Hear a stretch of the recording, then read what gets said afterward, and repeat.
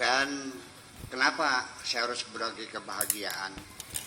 Karena saya mendapatkan kebahagiaan yang luar biasa. Itu bukan saya mendapatkan istri yang cantik, bukan mendapatkan rumah yang mewah, bukan mendapatkan mobil yang mahal, tetapi ketika saya bisa membahagiakan orang lain, itulah kebahagiaan yang luar biasa. Itulah makanya, namun demikian, ini beberapa tahun terakhir, kurang lebih 5 tahun terakhir inilah, ini saya merasakan banyak teman-teman saya sibuk ngapling-ngapling sorga, mengkapling-kapling sorga. Pertanyaannya, orang itu bisa masuk sorga enggak? Kalau yang ini nanti sisa kubur enggak? Yang ini mestinya harus neraka. Ini dari mana aturannya kita mengkapling sorga? Di dunia saja nggak punya kapling kok, apalagi kapling di sorga. Nah itulah makanya daripada kita mikir kapling di akhirat nanti, ya sudahlah sekarang kita belajar bagaimana membangun kebahagiaan ini. Sebab biasanya ya kita ingin tahu bagaimana masa depan bangsa Indonesia. Lihatlah pemuda hari ini. Apakah orang itu akhiratnya selamat? Lihatlah di dunia ini. Di dunia aja susah, bagaimana masuk surga? Betul nggak? Ibu-ibu sekalian, kita hidup ini sangat tidak nyaman sebetulnya. Ya. Di rumah saja kita merasakan anak-anak sekarang sudah pada ngelawan kok. Istri main chatting-chattingan dengan lelaki lain.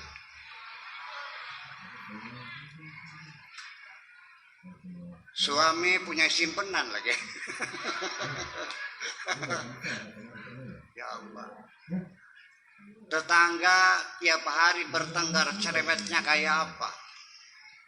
Hanya gara-gara talang yang airnya nyemprot ke sana menjadi masalah. Hanya masalah got saja jadi bertengkar. Di kantor kita sedang enak-enaknya kerja, dimutasi ke tempat yang gak enak. Dagangan kita laris, banyak yang mengisukan punya gulang-gulang. Dibilang nyupangnya di mana?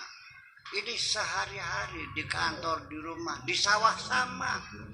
Kita temukan galang itu mencong-mencong, tetangga bikin galang itu. Alasannya apa? Ya paling sekilan. Ya sekilan kali 1 kilo berapa banyaknya? Semua tidak nyaman. Lalu bagaimana cara menyelesaikannya?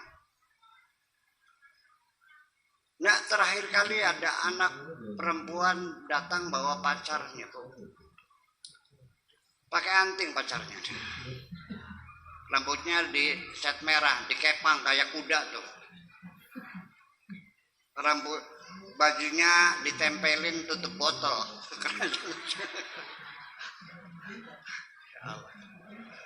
Celananya disobek-sobek, nggak mandi-mandi lagi. Kata ibunya, Neng, amit-amit 7 turunan. Nggak mungkin gue punya menantu kayak jaran kepang begitu tuh. Maksa.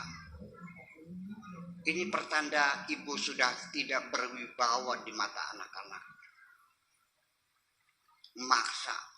Sampai ibunya mengancam. Kalau kamu pilih suami seperti itu, sejak hari ini jangan panggil aku lagi ibu. Apa bilangnya? Goodbye forever. Ini pilihan. Kita sehari-hari sudah tidak dihargai suami, tidak dihargai istri, tetangga, teman di kantor, semuanya.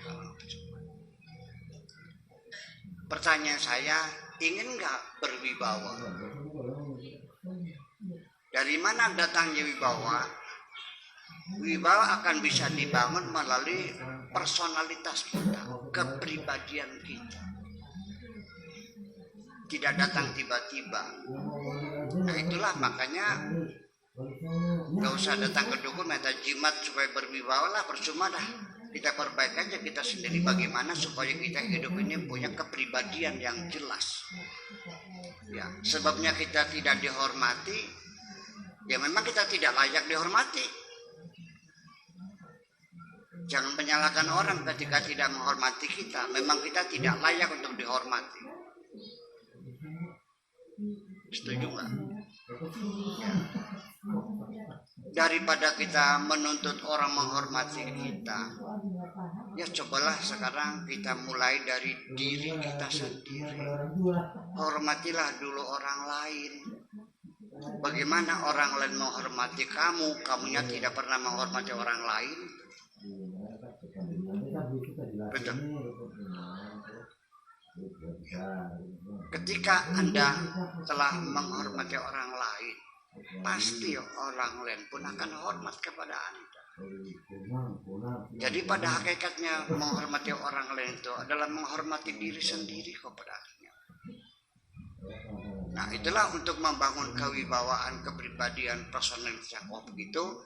Saya ingin tularkan sedikit ilmu saja malam ini. Nanti kita dialogkan. Ketika Anda ingin mendapatkan punya kepribadian yang kokoh, berwibawa, terhormat, satu, hidupmu harus punya aturan, harus punya undang-undang. Hidupmu antakuna laka qawaidul hayat, harus punya undang-undang kehidupan, ada aturannya. Hidup ini harus punya platform, harus punya visi dan misi, punya tujuan, punya program, punya gagasan, punya cita-cita. Itu hidup. Tanpa itu semua, hidup kita tidak lebih seperti anak katak yang ngintil ngikutin traktor yang membajak sawah itu. Betul nggak? Bajaknya ke barat, dia ikut ke barat. Bajaknya muter, ikut muter. Anak katak tuh apa namanya tuh? Cebong. Cebong dong. Ya anak katak lah. Kalau sana bilangnya pedet namanya itu. Jadi bukan hanya pribadi, organisasi, lembaga, apapun jelas dong. Ada ADART-nya, ada aturannya. Iya kan? Sekarang saya dari Indramayu ke sini, ngikuti arus jalan enggak? Ada aturannya. Ada lampu merahnya, ada lampu hijaunya, ada fairboardnya, ada dilarang parkirnya, ada dilarang stopnya dan sebagainya. Itu semuanya harus ada aturan. Hidup ini harus ada aturan.